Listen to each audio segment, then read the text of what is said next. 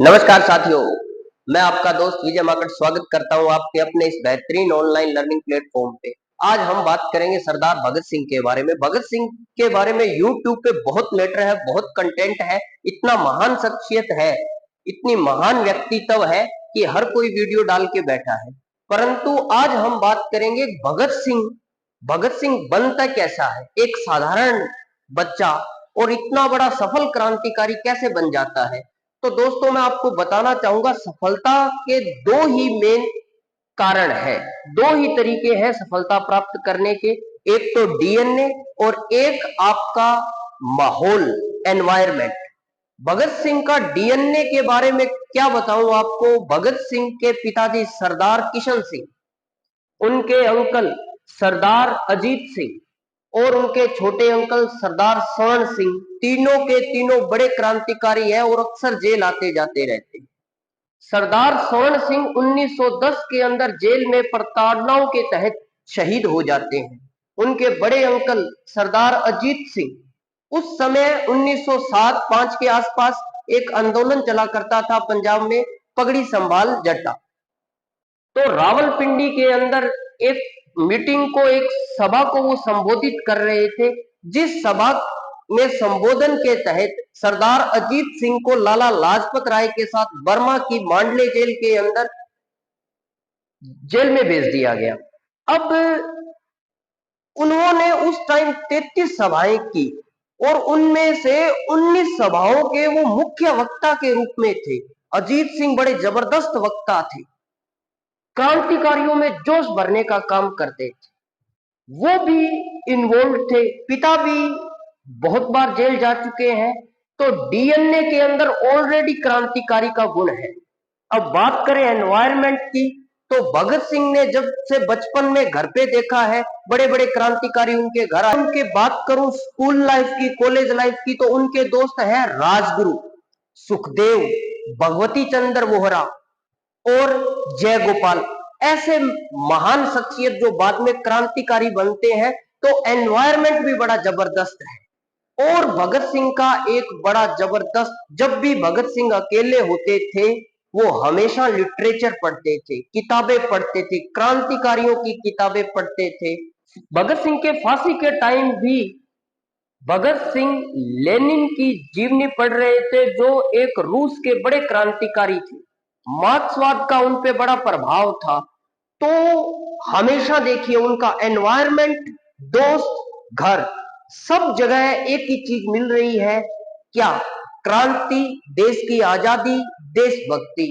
तो भगत सिंह का बड़ा क्रांतिकारी बनना इन्हीं बातों ने डिसाइड कर दिया था।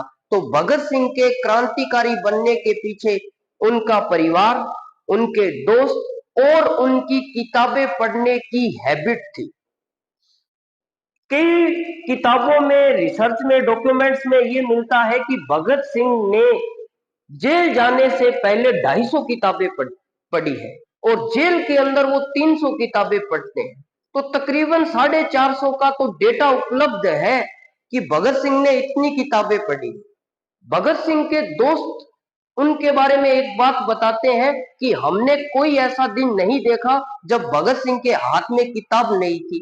आज के युवा सिर्फ ये सोचते हैं कि भगत सिंह सिर्फ गन से बात करना जानते थे, वो एक गर्म ख्याल के आदमी थे। ऐसा बिल्कुल भी नहीं है। भगत सिंह जितने गर्म ख्याली थे, उतने ही उनका लिटरेचर बड़ा स्ट्रॉन्ग था। उनको हिंदी, उर्दू, पंजाबी, इंग्लिश सहित बेहतरीन भाषाओं का ज्ञान था उनका, उनपे उनकी पकड़ थी। तो भगत सिंह कैसे बनते हैं, ये तो आपको थोड़ा सा आइडिया हो गया होगा। अब हम बात करते हैं भगत सिंह की पूरी जीवन की हिस्ट्री पर, पूरी पर। बात शुरू होती है 117 साल पहले। बात शुरू होती है 117 साल पहले। 28 सितंबर 1907 को भगत सिंह का जन्म होता है सरदार किशन सिंह के घर। अगर मैं आपको डिटेल में बात करूं थोड़ी, तो देखिए 28 सितंबर 1907 को बंगा गांव में ये उस समय लायलपुर जिले के अंदर था, जो आज फैसलाबाद नाम से जाना जाता है। आज इसे फैसलाबाद कहते हैं और ये अब पाकिस्तान के अंदर है। पिता का नाम क्या है? पिता का नाम है किशन सिंह संधू। माता का नाम क्या है? माता का नाम है विद्यावती। दादा का नाम क्या है? दादा है अर्जुन सिंह संधू। ये जट सिख परिवार से संबंध रखते हैं। पहले इनका परिवार, इनके दादाजी हमारे हिंदुस्तान के नवा शहर, हिंदुस्तान में नवा शहर एक पंजाब का जिला है, वहां एक गांव पड़ता है खटकड़ कला। इस खटकड़ कला गांव में रहा करते थे। बाद में ये शिफ्ट हो गए कहां पर? बंगा गांव, पाकिस्तान में। और भगत सिंह का जन्म बंगा गांव के अंदर ही होता है। भगत सिंह की प्रारंभिक शिक्षा बंगा गांव में ही होती है। फिर वो डीएवी स्कूल में चले जाते हैं लाहौर, डीएवी स्कूल लाहौर, जहां वो अपनी स्कूलिंग पूरी करते हैं। और उसके बाद नेशनल कॉलेज लाहौर, यहां से वो बीए की पढ़ाई के अंदर एडमिशन लेते हैं और क्रांतिकारी गतिविधियों के कारण वो बीए बीच में ही छोड़ देते हैं। इस कॉलेज के अंदर ही उनकी मुलाकात हुई है सुखदेव से, राजगुरु से, भगवती चंद्र वोहरा से। और इनकी पत्नी दुर्गा, जिसे हम दुर्गा भाभी के नाम से जानते हैं, और एक और क्रांतिकारी जय गोपाल, ये इनके कॉलेज के अंदर फ्रेंड सर्किल के अंदर थे। जब भगत सिंह छोटे थे तो एक दिन उनके पिताजी खेत के अंदर आम की गुठली लगाते हैं। तो भगत सिंह पूछते हैं, पिताजी आ की कर रहे हो? तो सरदार किशन जी कहते हैं, पुत्र आ अंब दी गुठली वड्डी होके जदों पेड़ बन जू तां ਇਹਦੇ ਨਿਰੇ अंब ਲੱਗਣਗੇ ਤੇ ਸਾਨੂੰ ਬਹੁਤ अंब ਮਿਲਣਗੇ। ਤਾਂ ਭਗਤ ਸਿੰਘ ਇੱਕ ਗੱਲ ਆਖਦੇ ਆ, ਡੈਡੀ ਫਿਰ ਕਿਉਂ ਨਾ ਬੰਦੂਕਾਂ ਦੇ ਪੇੜ ਲਾਈਏ? ਜਦੋਂ ਇਹ ਪੇੜ ਬਣ ਜੂਗਾ ਤਾਂ ਸਾਡੇ क्रांतिकारियों की बंदूकों की कमी घट जाऊगी। यहां से हमें एक बात तो पता चलती है कि भगत सिंह के विचार शुरू से ही बड़े खतरनाक थे कि बंदूकों को पेड़ लगाओ ना, ताकि क्रांतिकारियों को बंदूकें ही बंदूकें मिल जाए। परंतु ये तो हम कह सकते हैं एक बच्चा है, समझ नहीं है, मजाक में कह दिया होगा। पर कहानी शुरू होती है आगे। एक क्रांतिकारी है करतार सिंह सराबा। इनको 1915 के अंदर क्रांतिकारी गतिविधियों के चलते फांसी दे दी जाती है। भगत सिंह तब मात्र 8 साल के थे। भगत सिंह तब मात्र कितने साल के थे? 8 साल के थे। तो शुरुआत में अगर भगत सिंह पर किसी का प्रभाव पड़ता है तो वो पड़ता है करतार सिंह सराबा का। फांसी देने के बाद करतार सिंह सराबा की अगले दिन अखबार के अंदर फोटो आई, न्यूज के अंदर। भगत सिंह ने वो फोटो की कटिंग काट ली और हमेशा वो अपने साथ रखते थे। तो करतार सिंह सराबा की फोटो भगत सिंह के जेब में हमेशा मिला करती थी। बात है 13 अप्रैल 1919 की। इस तारीख से आप समझ गए होंगे। अब मैं बात करूंगा जलियांवाला बाग हत्याकांड की। एक्चुअल में हुआ क्या था? 13 अप्रैल 1919 में एक एक्ट आया था, रोलेट एक्ट। ये एक्ट क्या था? इस एक्ट के तहत किसी भी व्यक्ति को संदेह के आधार पर गिरफ्तार किया जा सकता है और कई क्रांतिकारियों को इसी एक्ट के तहत गिरफ्तार कर लिया गया था। तो पंजाब के लोग अमृतसर के जलियांवाला बाग के अंदर बैठकर शांतिपूर्वक इनका विरोध कर रहे थे, तभी जनरल डायर आता है और बाग का एक ही गेट था, उस मेन गेट पर पुलिस तैनात करता है और फायरिंग का ऑर्डर दे देता है। इस फायरिंग के अंदर 1000 प्लस व्यक्तियों की डेथ हो जाती है और हजारों की संख्या में घायल हो जाते हैं। अगर मैं अंग्रेजी सरकार के हिसाब से डेटा बताऊं तो 379 लोग मरे, परंतु हकीकत में इससे ये बहुत अलग था।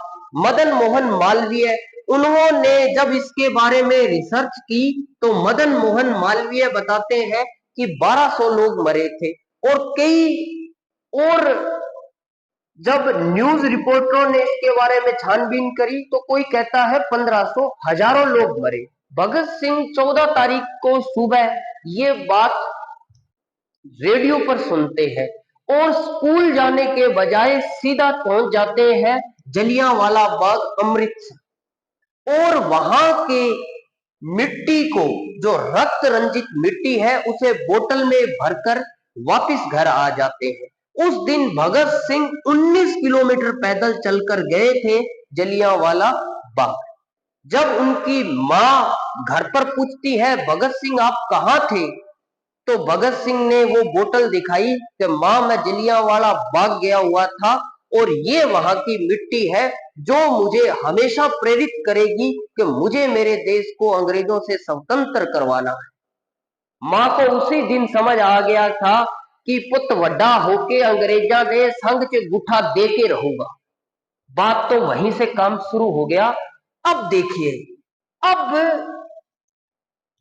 भगत सिंह आगे बढ़ते हैं। भगत सिंह का एडमिशन कॉलेज में जाता है 1919 के टाइम। 1907 में भगत सिंह का जन्म हुआ है, तो भगत सिंह इस कांड के समय 12 साल के थे। कितने साल के? 12 साल के। जलियांवाला बाग हत्याकांड हुआ तो भगत सिंह मात्र 12 साल के थे। इस हत्याकांड के विरोध स्वरूप आंदोलन तो पूरे देश में चला, पर महात्मा गांधी जी ने एक आंदोलन चलाया, सविनय अवज्ञा आंदोलन, जिसे हम असहयोग आंदोलन के नाम से भी जानते हैं। ये असहयोग आंदोलन गांधी जी ने 1920 के अंदर शुरू किया, परंतु चोरा चोरी नामक स्थान पर भीड़ ने, एक्चुअल में हुआ क्या, पुलिस वालों ने पहले भीड़ पर लाठीचार्ज कर दिया, गोलियां चला दी, तो भीड़ ने गुस्से के अंदर पुलिस स्टेशन पे हमला कर दिया और पुलिस स्टेशन के आग लगा दी, जिसके अंदर बहुत से पुलिस वाले जिंदा जल गए। तो गांधी जी को लगा कि आंदोलन का रुख बदल रहा है। मैंने आंदोलन अहिंसा के रूप में किया था, परंतु यहाँ हिंसा शुरू हो जाती है। तो गांधी जी 1922 के अंदर असहयोग आंदोलन विड्रॉल कर लेते हैं, असहयोग आंदोलन वापस ले लेते हैं। भगत सिंह को बड़ा बुरा लगता है कि जब ये आंदोलन इतनी तेजी से आगे बढ़ रहा था, अंग्रेजों की नींदें हराम हो चुकी थी और कुछ क्रांतिकारियों की गुस्से की सजा पूरे हिंदुस्तान को नहीं मिलनी चाहिए, और गांधी जी ने ये आंदोलन वापस लेकर गलत किया, तो गांधी जी से भगत सिंह का मोह भंग हो जाता है। वो गांधी जी की विचारधाराओं से सहमत नहीं होते। तो अब जब 1922 के अंदर ये वापस लिया गया तो भगत सिंह है 15 साल के और नेशनल कॉलेज में बीए की पढ़ाई कर रहे हैं। अब हुआ क्या, बड़ा परिवार था, जाना माना परिवार था, तो इनके घर पे रिश्ते आने लग गए। भगत सिंह कुछ तो टाल मटोल करते हैं कि मुझे तो सिर्फ आजादी चाहिए, अगर मैं शादी की जिम्मेदारियां उठाऊंगा तो देश के प्रति मेरा कर्तव्य मैं सही से नहीं निभा पाऊंगा। तो वो घर वालों को मना करते हैं, परंतु फिर भी घर पे रिश्ते आने लगते हैं, बार बार रिश्ते आ रहे हैं। तो सरदार किशन सिंह उनको फिर कहते हैं, भगत सिंह को एक बात समझ आ गई कि अब यहां से हमें निकलना ही चाहिए। तो 1923 के अंदर भगत सिंह मात्र 16 साल की उम्र में लाहौर छोड़कर, वो लाहौर में पढ़ रहे थे इस समय, लाहौर छोड़कर कानपुर पहुंच जाते हैं। कानपुर में उनकी मुलाकात होती है गणेश शंकर विद्यार्थी। किससे होती है? गणेश शंकर विद्यार्थी। वो उस समय प्रताप नाम की साप्ताहिक पत्रिका निकाला करते थे। तो भगत सिंह इस जो प्रेस है इसके अंदर काम करने लगते हैं और अपना लेख बलवंत राय नाम से पब्लिश करते हैं। किस नाम से? बलवंत राय। यहीं पर भगत सिंह की मुलाकात होती है बटुकेश्वर दत्त, बी के दत्त, और यहीं पर भगत सिंह की मुलाकात होती है बी के सिन्हा और हमारे इतिहास के महान क्रांतिकारी चंद्रशेखर आजाद। चंद्रशेखर आजाद से भगत सिंह पहली बार मिलते हैं। चंद्रशेखर आजाद का उस समय एक क्रांतिकारी दल था, हिंदुस्तान रिपब्लिक एसोसिएशन। भगत सिंह उसमें जुड़ने की इच्छा जताते हैं और चंद्रशेखर आजाद से मिलते हैं। तो चंद्रशेखर आजाद कहते हैं कि राष्ट्र को आंदोलन आजादी सिर्फ गरम दल वाले ही नहीं दिला रहे, नरम दल वाले भी दिला रहे हैं। क्यों ना तुम्हें नरम दल में शामिल हो जाना चाहिए, क्योंकि गरम दल जितना आसान लगता है उसके रास्तों पर चलना बड़ा मुश्किल है। कभी भी गोली लग सकती है, कभी भी गिरफ्तारी हो सकती है और जेल की प्रताड़ना तुम नहीं सहन कर पाओगे। तो भगत सिंह एक बात कहते हैं कि बातचीत से तुरंत व पूरी आजादी कभी नहीं मिल सकती। आजादी तो सिर्फ इनकलाब से मिल सकती है और इनकलाब खून मांगता है, ये बात मैं अच्छी तरीके से जानता हूं। तो वो चंद्रशेखर आजाद को कन्विंस करते हैं और HRA के मेंबर बन जाते हैं। इसी दौरान एक दिन बटुकेश्वर दत्त इनकी मुलाकात करवाते हैं अजय घोष से। अजय घोष भी उस टाइम एक प्रिंटिंग प्रेस चलाया करते थे। तो जब बटुकेश्वर दत्त उनका इंट्रोडक्शन करवाते हैं, इंट्रोडक्शन करवाने के बाद जब भगत सिंह चले जाते हैं तो बी के दत्त को अजय घोष कहते हैं कि ये नमूना कहां से पकड़ के लाए हो, पतला सा, लंबा सा, सही से ड्रेसिंग सेंस भी नहीं है, मैले कुचेले कपड़े पहन रखे हैं, बात करते हुए भी शर्माता है, ये कैसे क्रांतिकारी बन जाएगा? और आप कहते हो ये HRA में शामिल है, इसको तो कभी भी जब पुलिस वालों ने उठाया ये तो सारे राज उगल देगा। परंतु भगत सिंह ने अजय घोष को गलत साबित कर दिया। उनके 2 साल के अंदर उनके व्यक्तित्व में इतना खतरनाक परिवर्तन आया कि अजय घोष खुद हैरान थे। वो प्रखर वक्ता थे, लोग उनसे बड़ा जबरदस्त प्रभावित हो रहे थे। तो भगत सिंह के घर से इसी बीच एक पत्र आता है कि भगत सिंह की मां बीमार है और भगत सिंह तुरंत घर आए। तो भगत सिंह घर पे निकल जाते हैं। पीछे क्रांतिकारी दल HRA के सदस्य आर्थिक तंगी से जूझ रहे होते हैं, इनके पास हथियार छोड़ खाना खाने तक के पैसे नहीं होते। तो ये कहते हैं अब क्या किया जाए। तो राम प्रसाद बिस्मिल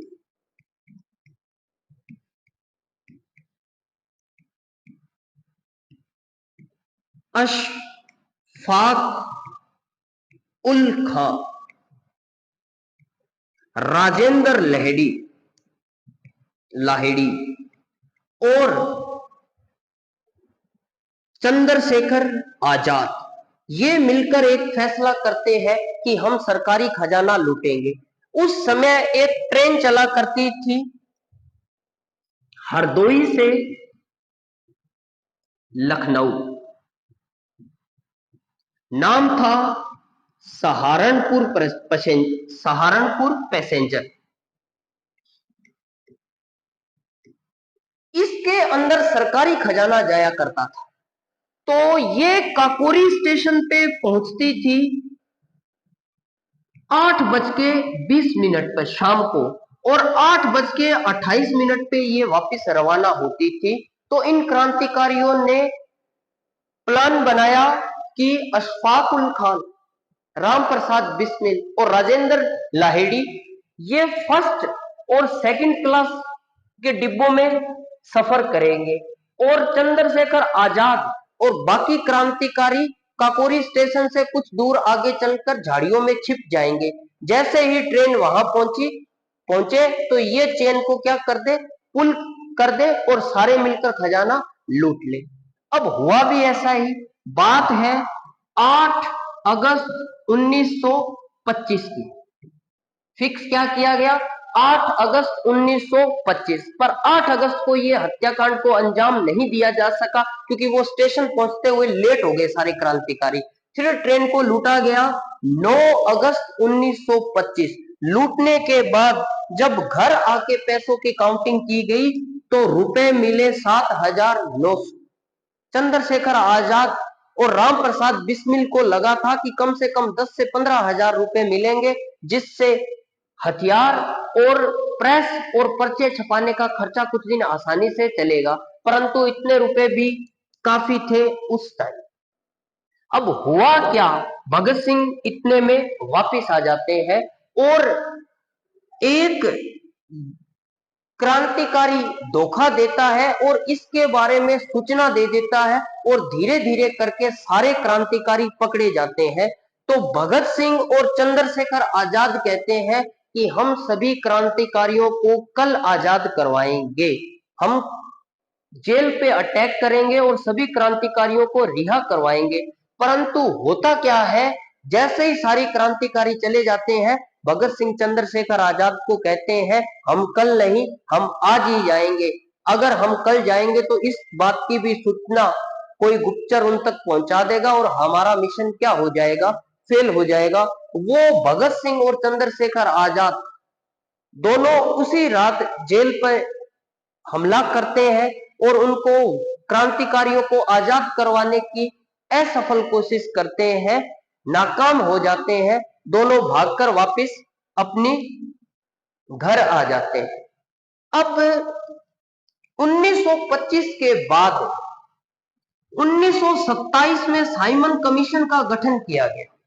ये भारत के अंदर 2 फरवरी 1928 को मुंबई पहुंचता है। मुंबई से लखनऊ, लखनऊ से कलकत्ता, पहुंचते पहुंचते इसको 30 अक्टूबर 1928 को लाहौर पहुंचना होता है। कहां? लाहौर। तो 30 अक्टूबर 1928 को लाहौर पहुंचना होता है तो लाला लाजपत राय भगत सिंह तक एक मैसेज पहुंचाते हैं कि आप लाहौर आए, हमें साइमन कमीशन का विरोध करना है। भगत सिंह यहां से सीधे लाहौर पहुंचते हैं। लाला लाजपत राय उनको कहते हैं भगत सिंह जोश में काम नहीं करना है, हिंसा नहीं करनी है, हमें अहिंसात्मक ही विरोध करना है। भगत सिंह कहते हैं जो हुक्म लाला। उस दिन जैसे ही साइमन कमीशन लाहौर स्टेशन पर पहुंचता है तो वहां की साइमन कमीशन की जिम्मेदारी वहां के एसपी की, स्कॉट की होती है, स्कॉट की। तो जैसे ही लाला लाजपत राय और बाकी क्रांतिकारी उनका विरोध करने के लिए वहां इकट्ठा होते हैं, जैसे ही साइमन वहां पहुंचता है तो वो सारे नारा लगाते हैं Simon commission go back, Simon commission go back. विरोध बढ़ते देख स्कॉट लाठीचार्ज का हुक्म दे देता है। इस लाठीचार्ज के अंदर बहुत से क्रांतिकारी घायल हो जाते हैं और स्कॉट खुद लाला लाजपत राय के सिर पर लाठियां मारनी शुरू करता है और वो तब तक लाठियां मारता रहता है जब तक लाला लाजपत राय घायल होकर जमीन पर ना गिर जाए। और लाला लाजपत राय जैसे ही जमीन पर गिरते हैं तो बेहोश होने से पहले लाला लाजपत राय एक बात कहते हैं, मेरे पर पड़ी एक एक लाठी अंग्रेजी हुकूमत की ताबूत के अंदर कील साबित होगी। उसके बाद लाला लाजपत राय को हॉस्पिटल लेके जाया जाता है। 17 नवंबर 1928 को लाला लाजपत राय का देहांत हो जाता है। उनके देहांत के बाद सभी क्रांतिकारियों के अंदर बड़ा जबरदस्त गुस्सा होता है। सभी क्रांतिकारी लाला जी का मौत का बदला लेना चाहते हैं।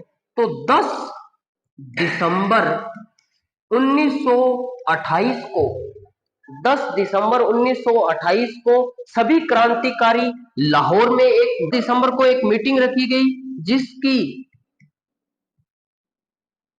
हेड थी दुर्गा भाभी। ये दुर्गा भाभी वही है जो भगवती चंद्र वोहरा की पत्नी है।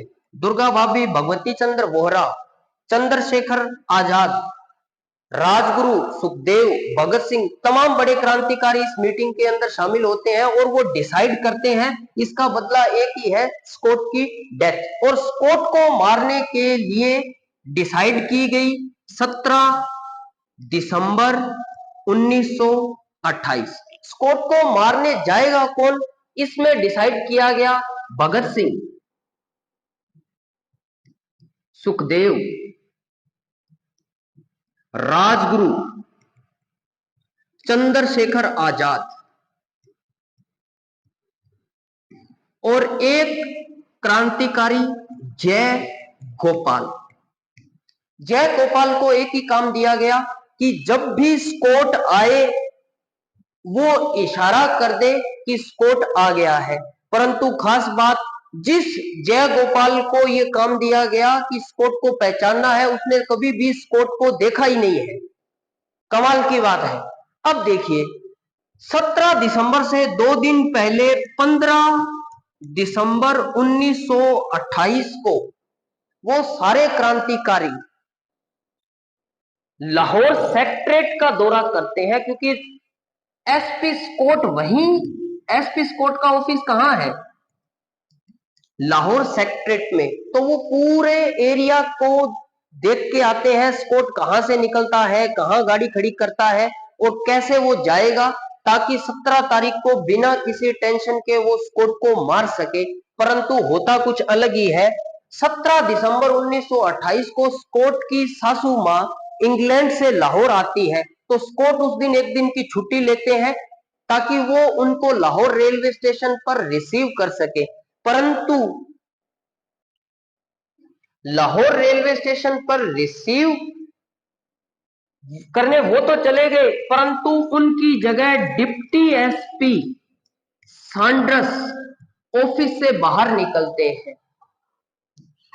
जय गोपाल को लगता है कि यही स्कॉट है और वो इशारा कर देते हैं। इशारा मिलते ही राजगुरु, सुखदेव, भगत सिंह और आजाद अलर्ट हो जाते हैं। जैसे ही इशारा मिलता है और सैंडर्स बाइक स्टार्ट करने लगता है, राजगुरु जाके एक गोली मार देता है। तब तक भगत सिंह पहचान लेते हैं कि ये सैंडर्स है, स्कॉट नहीं है, क्योंकि उस दिन लाहौर में साइमन कमीशन का जिस दिन विरोध किया गया था, तब भगत सिंह भी वहां उपस्थित थे और उन्होंने लाला लाजपत राय पर जब स्कॉट लाठियां बरसा रहा था, उनको देखा था। तो भगत सिंह चिल्लाता है, ये स्कॉट नहीं है, पर तब तक बहुत देर हो जाती है, राजगुरु गोली चला चुके होते हैं। फिर राजगुरु भगत सिंह को कहते हैं, फिर क्या होता है तो अंग्रेजी हमारे तो दुश्मन ही है। तो भगत सिंह एक के बाद एक सैंडर्स पे 5 फायर करते हैं और वहां से डीएवी कॉलेज की तरफ भागते हैं। वहां एक हेड कांस्टेबल होता है चानन सिंह। चानन सिंह अंग्रेजों की वफादारी ज्यादा ही दिखा रहा है और भगत सिंह और राजगुरु पर अटैक करता हुआ बोलता है, रुक जाओ नहीं तो गोली मार देंगे। वो तो पता नहीं कब गोली मारता। चंद्रशेखर आजाद उनको कहते हैं, हम किसी हिंदुस्तानी को नहीं मारना चाहते, आप रुक जाइए। परंतु चानन सिंह ये बात नहीं सुनता है, तो चंद्रशेखर आजाद चानन सिंह को वही चौपड़ देते हैं कि ले फिर। और उसके बाद एक गोली राजगुरु चला देता है और वो भाग जाते हैं। भागकर वो अपने ठिकानों पर पहुंच जाते हैं। अब मारना तो स्कॉट को था, मारा गया सैंडर्स। तो एक दिन पहले वो पर्चे छापते हैं जिस पर लिखा होता है स्कॉट इज किल्ड। हमने लाला लाजपत राय की मौत का बदला ले लिया है स्कॉट को मारकर। ये पर्चे उर्दू, पंजाबी, इंग्लिश और हिंदी चारों भाषाओं में भगत सिंह ने खुद अपने हाथ से लिखे थे। अब उन पर्चों पर लिखा हुआ था स्कॉट। तो भगत सिंह जैसे ही वहां पहुंचते हैं, स्कॉट को काटते हैं और वहां लिख देते हैं सैंडर्स, और बाकी क्रांतिकारियों को वो पर्चे दे देते हैं कि पूरे लाहौर के अंदर ये पर्चे चिपका दिए जाएं। तो पूरे लाहौर के अंदर क्रांतिकारी रातों रात वो पर्चे चिपका देते हैं। तो सुबह जब वो पर्चे एसपी स्कॉट तक पहुंचते हैं तो स्कॉट समझ जाता है कि ये सब मुझे मारने आए थे और अभी ये पकड़े नहीं गए हैं, ये तो मेरे को फिर चौपड़ेंगे, तो तुरंत प्रभाव से इनको गिरफ्तार करना जरूरी है। स्कॉट को भी डर था भगत सिंह जैसे क्रांतिकारी से, तो वो लाहौर के चप्पे चप्पे पर पुलिस तैनात कर देता है, खास करके उन रास्तों पर जैसे बस स्टैंड, रेलवे स्टेशन, वहां पर बहुत भारी मात्रा के अंदर पुलिस के जवान तैनात होते हैं ताकि वो शहर छोड़कर बाहर ना जा सके। सभी को एक सिख युवक की तलाश होती है जिसके दाढ़ी है और पगड़ी है, परंतु भगत सिंह अपनी दाढ़ी और क्लीन शेव करवाते हैं, दाढ़ी कटवाते हैं, बाल कटवाते हैं और वहां से निकलने का एक प्लान बनाते हैं। वो सीधे जाते हैं दुर्गा भाभी के पास। दुर्गा भाभी के पास वो एक पैंट शर्ट, ओवरकोट और हैट लगा के जाते हैं, जिसे देख दुर्गा भाभी भी नहीं पहचान पाती है। तो भगत सिंह को और कॉन्फिडेंस आ जाता है कि जब दुर्गा भाभी जो हमारे साथ बचपन से है, कॉलेज टाइम से है, वो मुझे नहीं पहचान पाई तो अंग्रेज मुझे कैसे पहचानेंगे। तो वो दुर्गा भाभी से बाहर निकलने का एक प्लान बनाते हैं दुर्गा भाभी के साथ मिलकर। वो खुद दुर्गा भाभी के पति के किरदार के अंदर दुर्गा भाभी उनकी पत्नी बनती है और राजगुरु उनका नौकर बनकर वहां से निकलने की सोचते हैं। अब देखिए, दुर्गा भाभी बनती है भगत सिंह की पत्नी। दुर्गा भाभी का एक बच्चा है जिसका नाम है सची, मात्र 3 साल उम्र। भगत सिंह कहते हैं कि हमें इसकी जान खतरे में नहीं डालनी चाहिए, हम और आप और राजगुरु ही यहाँ से निकलते हैं, हर एक चप्पे चप्पे पर पुलिस तैनात है, क्या पता क्या हादसा हो जाए, हमें रिस्क नहीं लेना चाहिए। तो दुर्गा भाभी कहती है आप भी तो किसी के बच्चे हो, क्रांतिकारी के बच्चे पैदा शहीद होने के लिए होते हैं, सची हमारे साथ ही जाएगा। उस दिन राजगुरु और भगत सिंह अपने रिवॉल्वर के अंदर 6 की 6 गोलियां भरकर निकल जाते हैं। साथ होती है दुर्गा भाभी। दुर्गा भाभी और भगत सिंह की सीट होती है फर्स्ट क्लास में, राजगुरु उनके नौकर बन के थर्ड क्लास में बैठते हैं और लाहौर से बड़ी ही चतुराई से निकल जाते हैं। सची का भी इस्तेमाल भगत सिंह ने बड़ा तरीके से किया। जिस तरफ पुलिस वाले होते हैं, सची को भगत सिंह उसी तरफ गोद में ले लेते हैं ताकि वो उनका चेहरा ना देख पाए। शांति से लाहौर से निकलने के बाद ये लखनऊ पहुंचती है जब ट्रेन, तो ये लखनऊ के स्टेशन के वेटिंग रूम में पहुंचते हैं। वेटिंग रूम से राजगुरु को कहते हैं अब आप दूसरे रास्ते निकल जाओ, और दुर्गा भाभी, भगत सिंह और सचिन निकल जाते हैं कोलकाता के लिए।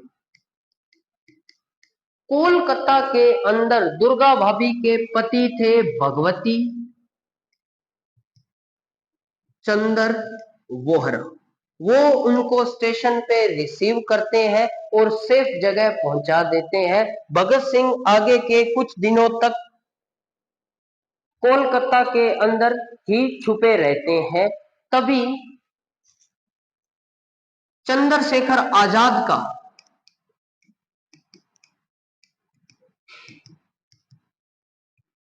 भगत सिंह को मैसेज मिलता है कि आगरा के अंदर तुरंत पहुंचिए। हुआ क्या था, मैटर ये था कि आगरा में उस टाइम 2 बिल पास होने वाले थे। एक तो पब्लिक सेफ्टी बिल और एक का नाम था trade dispute bill. Public safety bill ये था कि कोई भी क्रांतिकारी को सिर्फ शक के आधार पर गिरफ्तार किया जा सकता है बिना किसी वारंट के। और ट्रेड डिस्प्यूट बिल ये था कि किसी भी मिल के अंदर कोई भी मजदूर है वो हड़ताल नहीं कर पाएंगे। तो इन दोनों बिलों के विरोध के अंदर चंद्रशेखर आजाद ने भगत सिंह को आगरा बुलाया। भगत सिंह जब आगरा पहुंच गए तो मीटिंग रखी गई कि किस प्रकार विरोध किया जाए। तो भगत सिंह कहता है कि हम आगरा असेंबली के अंदर बम फेंकेंगे। और बम कहां फेंकेंगे? खाली जगह बम सिर्फ धमाका करने के लिए, अंग्रेज सरकार को डराने के लिए फेंकेंगे। वास्तव में हम किसी को मारना नहीं चाहते और अपनी गिरफ्तारियां देंगे। चंद्रशेखर आजाद कहते हैं नहीं, आप HR, अब ये HRA जो संगठन था, भगत सिंह ने इसका नाम हिंदुस्तान रिपब्लिक सोशल एसोसिएशन कर दिया था। अब इसी का नाम क्या है? HRSA। तो इसके बड़े खतरनाक मेंबर थे। तो चंद्रशेखर आजाद नहीं चाहते थे कि इतने बड़े क्रांतिकारी को जेल के अंदर रखा जाए, तो वो मना कर देते हैं। तो भगत सिंह कहते नहीं, इस काम को मैं ही अंजाम दूंगा। तो भगत सिंह के साथ एक और क्रांतिकारी तैयार होता है, बटुकेश्वर दत्त, BK दत्त। एक दो और क्रांतिकारी भी वहां जाना चाहते थे, परंतु वो इंग्लिश नहीं बोल पाते थे और अंग्रेजों तक मैसेज कन्वे करने के लिए वहां जो क्रांतिकारी जा रहा है वो इंग्लिश बोले, उसी का जाना ज्यादा बेहतर था। तो भगत सिंह और बटुकेश्वर दत्त का जाना फिक्स हो गया। तो दोनों जिस दिन उस बिल के बारे के अंदर डिस्कस होना था वहां पहुंच जाते हैं असेंबली की दर्शक दीर्घा में। खाकी कलर की दोनों ने शर्ट पहन रखी है और दोनों शॉर्ट्स पहनते हैं और जाके अपनी पोजीशन ले लेते हैं। पोजीशन लेने के बाद जैसे ही बिल के ऊपर चर्चा शुरू होती है, भगत सिंह एक बम उस जगह फेंकता है जहां कोई भी लोग नहीं है, ताकि कोई भी जनहानि ना हो। जैसे ही भगत सिंह बम फेंकते हैं तो तेज धमाका होता है, धुआं धुआं हो जाता है। तो बटुकेश्वर दत्त कहता है एक तो मेरे को भी फेंकना है, इतनी दूर आया हूं, एक मजा तो मैं भी लूंगा। तो एक बम बटुकेश्वर दत्त फेंकता है, दोनों एक एक बम बजाते हैं और पूरी असेंबली के अंदर अफरा तफरी मच जाती है। और इनकलाब जिंदाबाद का नारा लगाते हैं ये, और कुछ पर्चे फेंकते हैं। उन पर्चों पर लिखा होता है बहरों को सुनाने के लिए तेज आवाज की ही जरूरत होती है। और उसके बाद वहां खड़े होकर गिरफ्तारी देते हैं। सार्जेंट टेरी उनको गिरफ्तार करता है। इस सार्जेंट का नाम क्या है? सार्जेंट टेरी। और यही इनके खिलाफ गलत बयान देगा जिसके कारण इन्हें सजा होगी। इन्हें आगरा की जेल के अंदर ले जाया जाता है। पर इतना बड़ा क्रांतिकारी है और आजाद भी इनके समर्थन में है, तो इन्हें डर था कि इसे कभी भी छुड़ाया जा सकता है। तो आगरा से भगत सिंह और बटुकेश्वर दत्त को दिल्ली शिफ्ट कर देते हैं। दिल्ली शिफ्ट करने के बाद इनकी वहीं पर पेशी होती है। पहली पेशी के अंदर यही सार्जेंट टेरी भगत सिंह के बारे में बोलता है कि भगत सिंह लोगों को मारना चाहता था, भगत सिंह ने लोगों पर फायर किए हैं, इनके पास गन थी, इन्होंने लगातार फायर किए, मैंने बड़ी मुश्किल से भगत सिंह को काबू में किया। तो भगत सिंह बोलता है ये झूठ है, अगर हमें लोगों को मारना ही होता तो हम बम खाली जगह नहीं फेंकते, हम लोगों पर बम फेंकते। हमारा मकसद सिर्फ अंग्रेज सरकारों के इन काले कानूनों का विरोध करना था, ना कि किसी भी व्यक्ति की जान लेना। तो सार्जेंट टेरी फिर कहता है नहीं, भगत सिंह झूठ बोलते हैं। तो इसके बाद कोर्ट उस दिन डिसमिस हो जाती है। अगली तारीख पर भगत सिंह पहुंचते नहीं है। उस दिन उस कोर्ट के अंदर एक और वकील बैठे थे, आसिफ अली। वो भगत सिंह और बटुकेश्वर दत्त से जेल में मिलते हैं और भगत सिंह और बटुकेश्वर दत्त को कहते हैं कि मैं आपका वकील बनना चाहता हूं। भगत सिंह साफ मना कर देते हैं कि हमें किसी वकील की जरूरत नहीं है। तो आसिफ अली खान बटुकेश्वर दत्त को समझाते हैं कि अगर आप क्रांति करना चाहते हैं तो आपको केस को लंबा चलाना पड़ेगा ताकि आपकी बात ऊपर तक पहुंचे। अगर आप कोई वकील नहीं करोगे तो ये अंग्रेज सरकार आपके फैसले तुरंत दे देगी और आपको पता भी नहीं चलेगा आप किस राजनीति का शिकार हो गए हैं। तो बी के दत्त कहते हैं मैं भगत सिंह को समझाऊंगा, आप हमारा केस लड़िए। तो यहां पर जब ये केस की सुनवाई चलती है तो पीछे लाहौर में भी एक कहानी चल रही है, मैं बताऊंगा। लाहौर में सुखदेव और जय गोपाल को अरेस्ट कर लिया गया है। सुखदेव बड़ा मजबूत क्रांतिकारी है, परंतु जय गोपाल पुलिस की प्रताड़ना नहीं सहन कर पाता है और वो सारे रात उगल देता है कि भगत सिंह ने ही पर्चे लिखे थे, भगत सिंह ने ही 5 गोलियां मारी है, और वो सारे सैंडर्स के केस की चिट्ठी सारी कहानी खोल देता है। अब ये जय गोपाल मेन सबूत बन गया है भगत सिंह के खिलाफ। जैसे ही लाहौर जेल के सुप्रीडेंट को ये बात पता चलती है तो ऊपर से प्रेशर आता है कि भगत सिंह को तुरंत लाहौर जेल में शिफ्ट किया जाए। तो भगत सिंह को लाहौर जेल के अंदर शिफ्ट करता है। जैसे ही भगत सिंह लाहौर जेल में एंट्री लेता है तो वो अपने दोस्तों सुखदेव, जय गोपाल, जतिन दास से मिलकर बड़ा खुश होता है, सब गले लगते हैं। इनकी एकता को देखकर जेल सुप्रीडेंट बड़ा प्रभावित होता है कि अगर इनको एक साथ रख दिया तो ये और कोई षड्यंत्र रच देंगे और यहां से भागने तक की भी स्कीम बना सकते हैं। तो सुप्रीडेंट इन सबको अलग अलग जेलों के अंदर रखता है। अब जेल सुप्रीडेंट को भी ये पता था और बाकी अंग्रेजों को भी पता था कि सिर्फ एक गवाह जय गोपाल के सहारे भगत सिंह को फांसी की सजा नहीं दी जा सकती है, और वो हर हाल के अंदर भगत सिंह को फांसी की सजा देना चाहते थे। वो नहीं चाहते थे कि भगत सिंह जैसा क्रांतिकारी जिंदा रहे, क्योंकि वो तख्ता पलटने की औकात रखने वाला क्रांतिकारी था।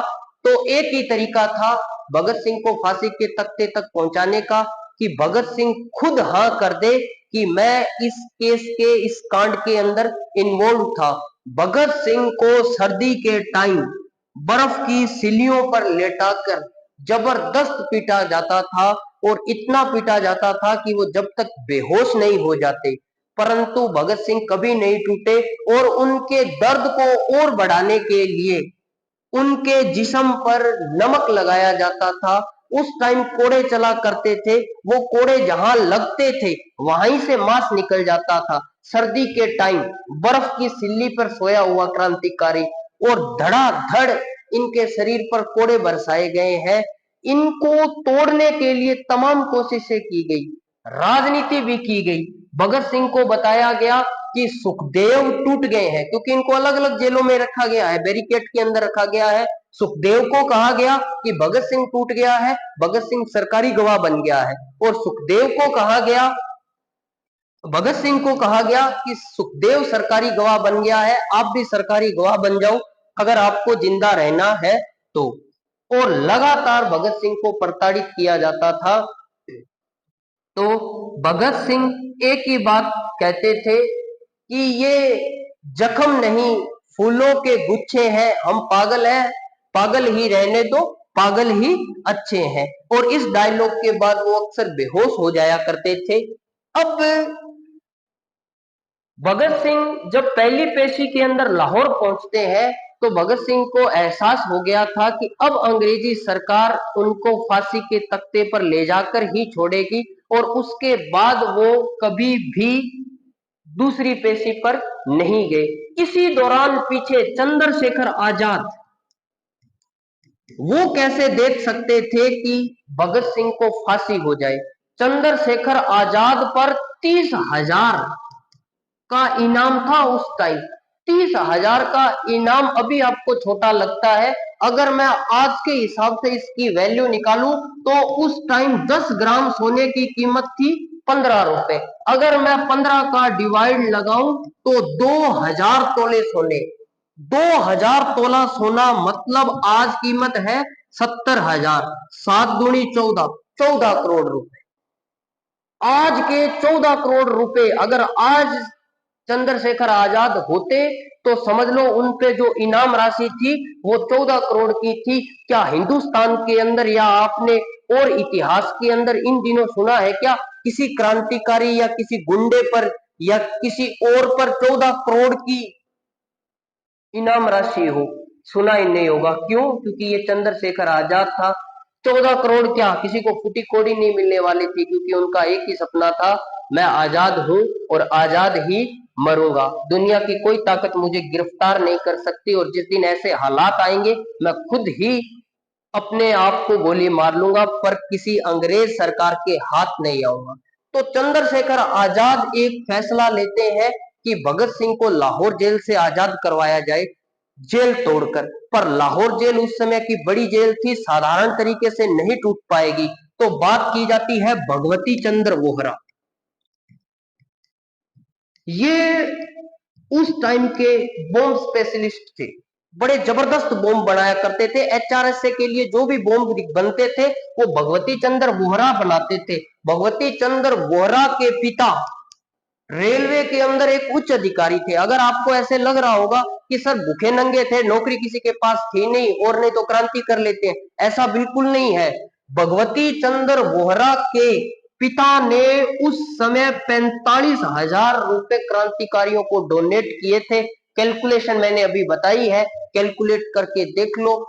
45,000 जब 30,000 14 करोड़ बने हैं तो देख लीजिए तो ये कितने बन गए होंगे? 21 करोड़ रुपए बन गए होंगे। 21-22 करोड़ रुपए उस टाइम ये डोनेट करते हैं। तो भगवती चंद्र वोहरा को बॉम्ब बनाने के लिए कहा जाता है। तो भगवती चंद्र वोहरा बॉम्ब बनाते हैं और बॉम्ब की टेस्टिंग के दौरान उनकी डेथ हो जाती है। अब चंद्रशेखर आजाद को बड़ा झटका लगा, क्योंकि उनकी बॉम्ब फैक्ट्री ही खत्म हो चुकी थी। उनके बिना बॉम्ब बनाएगा कौन और जेल को तोड़ेगा कौन? तो फिर हुआ क्या, भगत सिंह और कोई फैसला लेते हैं और वो एक क्रांतिकारी राज से मिलते हैं एल्फर्ड पार्क इलाहाबाद के अंदर, कि कोई ना कोई तरीका निकाले भगत सिंह को आजाद करने का। पर भगत सिंह चंद्रशेखर की आजाद की सूचना दे दी। ये हिंदुस्तान के अंदर एक बड़ी दिक्कत है। आज के टाइम भी हिंदुस्तानी इतना गया बीता है कि वो एक बेटी को बेच देता है। राजस्थान में मैं हूँ, यहाँ पे बहुत से लोग हैं बिहार से यूपी से एक बेटी लाते हैं, थोड़ी सी मजबूरी के तहत वो कुछ पैसों के लालच में अपनी बेटियां बेच देते हैं। 21वीं सदी में जब यहाँ पर पैसे कमाने के अनाप शनाप साधन है, तो आप समझ लो उस टाइम अगर थोड़े से पैसे मिलते हो तो लोग अपना जमीर बेचने को 1 मिनट में तैयार हो जाते थे। किसी ने चंद्रशेखर आजाद की सूचना पुलिस वालों को दे दी। पुलिस वालों ने चंद्रशेखर आजाद को एल्फर्ड पार्क में घेरा और चंद्रशेखर आजाद ने कवर फायरिंग देते हुए राज को तो कह दिया आप निकलिए, इनसे सिर्फ मैं ही निपटूंगा। चंद्रशेखर आजाद तब तक लड़ते रहे जब तक उनके पास सिर्फ एक लास्ट गोली नहीं बची। उन्होंने एक लास्ट गोली अपनी पॉकेट के अंदर डाल ली थी कि जब गोलियां खत्म हो जाएगी ये लास्ट गोली मैं खुद को ही मारूंगा। चंद्रशेखर आजाद ने खुद को मार लिया। अंग्रेजों की हिम्मत नहीं हुई चंद्रशेखर आजाद के पास जाने की। चंद्रशेखर आजाद के बाद अगले दिन इलाहाबाद के अंदर इतना जबरदस्त जन सैलाब था, उनके शव यात्रा के अंदर लाखों लोग इकट्ठा हुए और लाखों और सैकड़ों लोग उस पेड़ को पूजने लगे। उसके चारों तरफ कोई कपड़ा बांध रहा है, कोई मोड़ी बांध रहा है, कोई सुआनाल बांध रहा है। अंग्रेज इस बात से हिल गए कि ये अकेला पेड़ ही क्रांति पैदा कर सकता है। तो उन्होंने रातों रात उस पेड़ को कटवा दिया। दुर्गा भाभी उस पेड़ की जगह एक पेड़ लगाती है और भगत सिंह को ये बात जेल में आकर बताती है। भगत सिंह से लास्ट टाइम दुर्गा भाभी मिलती है जो व्हाइट साड़ी में थी, तभी उनको पता चला भगवती चंद्र वोहरा का और चंद्रशेखर आजाद जी का। उन्हें बड़ा दुख हुआ, पर क्रांतिकारियों के लिए तो मौत ही अवार्ड होता है। अब 3 मार्च 1931 को भगत सिंह के माता पिता लास्ट टाइम भगत सिंह से मिलते हैं। एक साथ नहीं मिलने दिया जाता। पहले भगत सिंह के पिता सरदार किशन सिंह और उनका छोटा भाई कुलतार सिंह मिलते हैं। उसके बाद उनकी मम्मी उनसे जाकर मिलती है। तो उनको जेल वार्डन है उस time Chhatar Singh, jail warden Chhatar Singh पहले ही बता देता है शायद ये आपकी भगत सिंह से आखिरी मुलाकात हो, इसके बाद शायद ही भगत सिंह से किसी किसी को मिलने दिया जाए। तो उनकी माँ भगत सिंह से कहती है क्या मैं तेरे को लास्ट बार देख रही हूँ? तो भगत सिंह कहता है मैं फिर आऊंगा इस देश को आजाद करवाने के लिए। तो उनकी माँ कहती है मैं तुझे पहचानूंगी कैसे? तो वो हंसते हुए जवाब देते हैं कि मेरे को फांसी से डेथ मरना है, तो मेरे गले पर एक निशान होगा, उस निशान को देख के आप मेरे को पहचान लेना। अब उसके बाद भगत सिंह से कोई नहीं मिलता है। भगत सिंह की फांसी की तारीख होती है 24 मार्च 1931। इस दौरान एक और होता है, जेल में कैदियों को अच्छा खाना नहीं दिया जाता है और सर्दियों में भी काम करवाया जाता है, बीमार लोगों से भी काम करवाया जाता है। तो कुछ समय पहले भगत सिंह एक भूख हड़ताल भी करते हैं और भूख हड़ताल में जो मांगे रखी जाती है कि कैदियों को अच्छा खाना मिले, कैदियों को पहनने के लिए पूरे कपड़े मिले और बीमारी के टाइम कैदियों को रेस्ट दिया जाए और कैदियों को पढ़ने के लिए किताबें उपलब्ध, न्यूज़पेपर और किताबें उपलब्ध करवाया जाए। तो देख लीजिए मेन मांगों के अंदर भगत सिंह को जेल में भी किताबों की जरूरत थी, तो किताबों से कितना ज्यादा प्यार करते थे आप अंदाजा लगा लीजिए।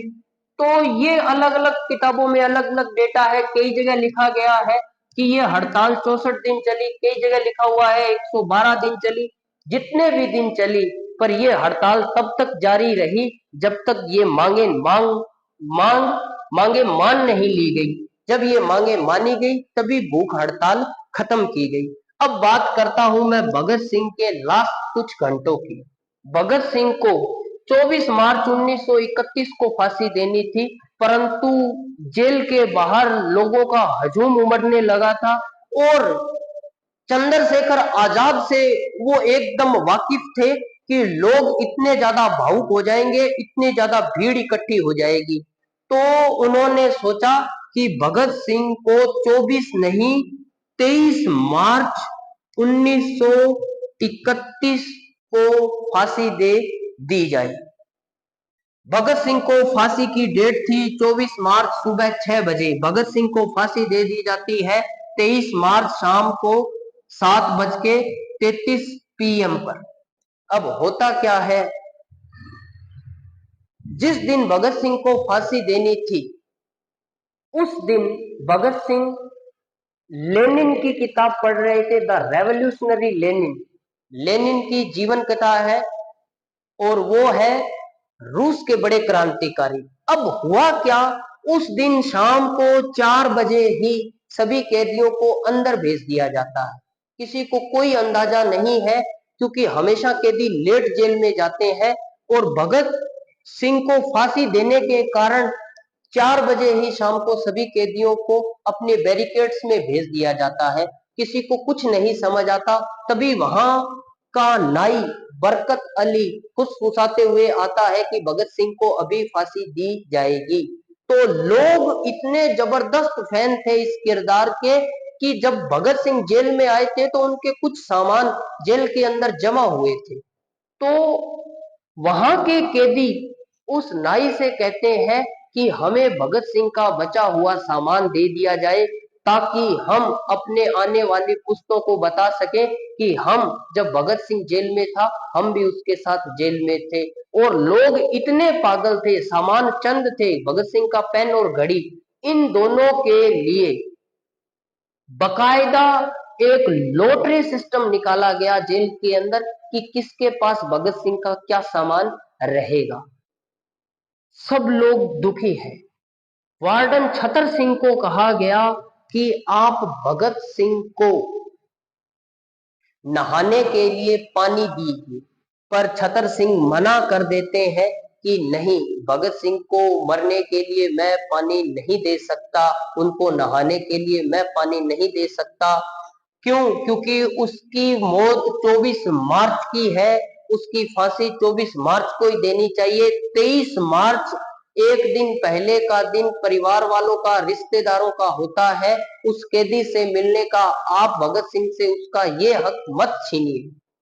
छतर सिंह उसको कुछ दिन पहले एक पंजाबी गुरु ग्रंथ साहिब का पाठ का एक गुटका भी देते हैं। भगत सिंह को कहते हैं कि ये पाठ पढ़ लीजिए, तो भगत सिंह मना कर देते हैं कि मैंने सारी उम्र भगवान को नहीं पूजा, याद किया, और अब मैं मरते टाइम अगर ये करूंगा तो लोग मुझे समझेंगे कि ये कायर था, मौत के डर से भगवान की शरण में चला गया। और इसके जवाब में मैंने वो गुटका क्यों नहीं पढ़ा, भगत सिंह ने एक लेख भी लिखा, मैं नास्तिक क्यों हूं। भगत सिंह के ढेरों लेख हैं, मैं आपको कुछ एक घंटों में वो लेख नहीं सुना सकता। कोशिश करूंगा मैं एक और वीडियो बनाऊं जिसके अंदर उनके लेखों को समाहित किया जाए, उनके बारे में बताया जाए। अब 7:33 पर भगत सिंह, राजगुरु और सुखदेव को लाने के लिए एक पुलिस वाले को भेजा गया कि तीनों को लेके आइए। जब भगत सिंह गए तो भगत सिंह 14 नंबर कमरे में रहा करते थे। 5 फुट 10 इंच का उनका शरीर था, छोटी सी कोठरी थी, फर्श कच्चा था। वो एक बंद पिंजरे में शेर की तरह एक कोने में बैठ के रेवोल्यूशनरी लेनिन की किताब पढ़ रहे थे। जैसे ही पुलिस वाले ने उनको कहा कि चलिए आपकी फांसी है, तो वो कहता है फांसी तो सुबह थी, चलो कोई बात नहीं, सुबह हो या अब हो, पर मुझे 10 मिनट दीजिए ताकि मैं इस रेवोल्यूशनरी लेनिन का एक अध्याय खत्म कर सकूं। चंद मिनटों के बाद जिसे फांसी होनी है और वो अभी भी यही चाहता है कि मैं किताब पढ़ूं, इसका एक अध्याय पूरा कर लो। तो भगत सिंह को अगर किसी ने भगत सिंह बनाया तो वो सबसे बड़ी थी किताबें।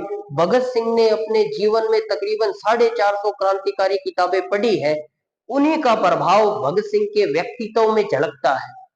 अब भगत सिंह को जेल के बैरिकेड से बाहर निकाला जाता है।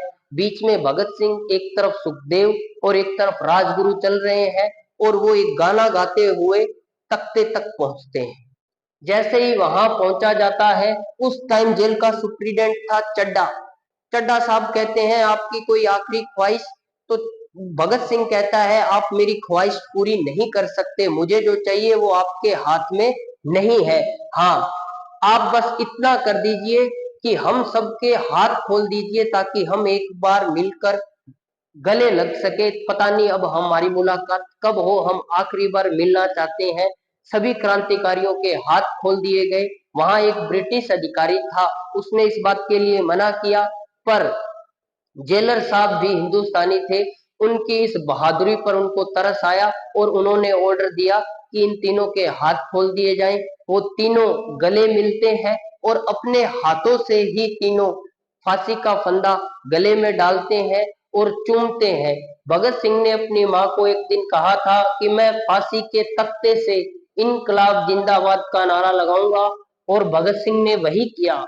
वो इतनी जोर से इनकलाब जिंदाबाद बोले कि जेल के पड़ोसियों तक को उनकी आवाज सुनाई दी। जैसे ही उन्होंने फांसी का फंदा गले में डाला, तीनों के हाथ और पैर बांध दिए गए और जल्लाद ने एक एक करके तीनों के तख्ते को पैर मारकर खिसका दिया। तीनों को फांसी दे दी गई थी। 1 घंटे के बाद उन्हें उतारा गया। डॉक्टर ने पुख्ता किया कि तीनों नहीं रहे। एक पुलिस अधिकारी को कहा गया कि इनकी शिनाख्त कीजिए, साइन करने होते हैं नीचे, कहा ये भगत सिंह है, राजगुरु है, सुखदेवी है, पर उस पर भगत सिंह का इतना प्रभाव पड़ा कि वो मना कर देता है, उसे उसी ऑन द स्पॉट सस्पेंड कर दिया जाता है। अब भगत सिंह जी तो चले गए, पर भगत सिंह का शरीर क्रांति लाने के लिए काफी था। अंग्रेजों को ये बात पता थी, अगर भगत सिंह का शरीर बाहर चला गया तो आतंक, भीड़ बेकाबू हो जाएगी, जेल पर हमला कर देगी। ये इसकी बॉडी ही क्रांति लाने के लिए काफी है। तो पहले सोचा गया भगत सिंह और बाकी दोनों की पार्थिव देहों को जेल के अंदर ही आग लगाई जाए, परंतु जेल के बाहर भीड़ इतनी ज्यादा थी कि वो धुआं देखकर जेल पर हमला कर देती, समझ जाते। तो जेल की पीछे की दीवार तोड़ी गई, एक ट्रक अंदर लाया गया और उस पे बड़ी ही बेरहमी से तीनों के पार्थिव शरीरों को किसी सामान की भांति फेंक दिया गया और उसे मुक्तसर की तरफ रवाना कर दिया गया। रास्ते के अंदर सतलुज नदी के पास ऑर्डर था कि भगत सिंह को सतलुज नदी के पास ही अंतिम संस्कार करके बचे हुए अवशेष को भी नदी में बहा दिया जाए। उनका एक टुकड़ा भी अगर किसी को देखने को मिल गया तो लोग क्रांतिकारी हो जाएंगे। अंग्रेज सरकार का ये खौफ भगत सिंह। तो उसके बाद जैसे ही लोगों को पता चला कि भगत सिंह पीछे की दरवाजे से भगत सिंह को ले जाया गया है, उनके साथियों को ले जाया गया है, लोग उस ट्रक का पीछा करते हुए भागते हुए उस सतलज नदी के किनारे पहुंचते हैं, जहां तीनों को आग संस्कार कर दिया जाता है, देह संस्कार कर दिया जाता है। भीड़ और भीड़ के अंदर उनका परिवार भी था। जैसे ही बाहर लोगों को पता चला लाहौर के जेल के कि भगत सिंह को शहीद कर दिया है, पूरा का पूरा लाहौर जेल के बाहर इकट्ठा हो गया और अगले दिन तकरीबन 5 किलोमीटर लंबा जुलूस निकला। ये नीला गुंबद से शुरू होता हुआ लाहौर मॉल से गुजरता हुआ अनारकली बाजार के अंदर आके रुका। महिलाओं ने काली साड़ियां पहन रखी थी, पुरुषों ने अपने बाजुओं पर काली पट्टी बांध रखी थी विरोध स्वरूप। सबकी आंखें नम थी और एक ही जोश था, इनकलाब जिंदाबाद। भगत सिंह के परिवार वाले 3-4 घंटों के बाद अगले दिन जुलूस शुरू होने के 3-4 घंटे बाद उनके पार्थिव शरीर की अवशेष अस्थियां लेकर वहां पहुंचते हैं। 3 ताबूत सजाए जाते हैं जिन पर फूलों की मालाएं होती है और पूरा लाहौर इसके प्रदर्शन में डूब जाता है। हड़ताल रहती है कुछ दिन और इस तरीके से भगत सिंह ने पूरी क्रांति, जो अकेला भगत सिंह था, कई ना जाने भगत सिंह खड़े कर दिए। और भगत सिंह की डेथ के बाद 16 साल 4 महीने 23 दिन के बाद हिंदुस्तान को आजादी मिली। और इस परिवार की क्रांति के बारे में तो देखिए, 14 अगस्त 1947 के दिन ही भगत सिंह के अंकल अजीत सिंह का देहांत हो गया। देहांत के बाद उनका परिवार अब हिंदुस्तान में वापस आ गया है और उनके कुछ भाई उत्तराखंड में रहते हैं, कुछ भाई सहारनपुर के अंदर है।